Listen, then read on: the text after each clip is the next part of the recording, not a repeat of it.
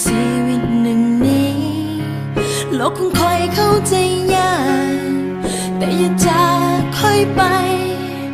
คอยบ่เคยต้องการอย่างไรเพียงอยากมีฝันนั้นสดใส